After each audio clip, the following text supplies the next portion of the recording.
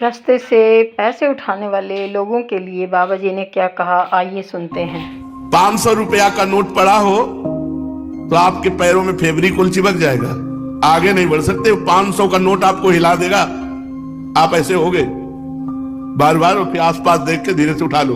500 रुपया आपको आगे नहीं बढ़ने देगा।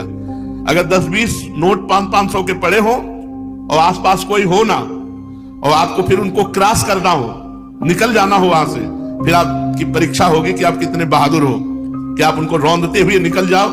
उनका कोई महत्व ना हो, जैसे रद्दी कागज ऐसे तुम्हें, लेकिन ऐसा नहीं होगा। अगर एक कदम चलोगे, पीछे 500 का नोट है, आगे 2-4 नोट पड़े हैं, तो आसपास पहले दृष्टि जाएगी, कोई देख तो नहीं रहा है, फिर धीरे से उठा लेंगे। भले हम वो कहीं दान पेटी में डाल दें, लेकिन उठा जरूर लेंगे। क्यों उठा लिए? क्योंकि महत्व है, धन में महत्व है, भोगों में महत्व है। तो ये कहने की बात अलग है कि अरे भाई हमें स्वर्ग के सुख नहीं चाहिए, हमें मोक्ष नहीं चाहिए, हमें प्रेम चाहिए। हम तो ठुकरा देते हैं स्वर्ग के सुखों को, मोक्ष को ठुकरा देते हैं, और 500 का नोट ठुकरा के आगे नहीं बढ़ सकते हैं। अगर गुलाब जामुन मिठाई की बात आ जाए तो मुंह में पानी आ जाएगा, और ठुकरा देते हैं मोक्ष, ब्रह्मानंद। ये सब कहने की बातें हैं।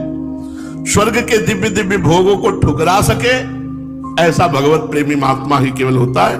नहीं, एक अप्सरा उतर आती है तो बड़े बड़े ऋषि मुनि जो है ना, भ्रष्ट हो जाते हैं, अपनी स्थिति से गिर जाते हैं। और मोक्ष सुख तो बहुत बड़ा सुख है, भगवान के प्रेमी जन उसे ठुकरा देते हैं।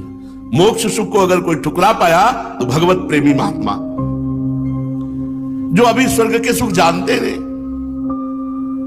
अब जैसे पहले ऋषि मुनियों के पास जो है अप्सराएं आया करती थी, बोले अमुक ऋषि के पास, जैसे विश्वामित्र जी के पास बोले मेनका जी आई, उनके पास अमुक आई। अब नहीं आती है, जरूरत है नहीं।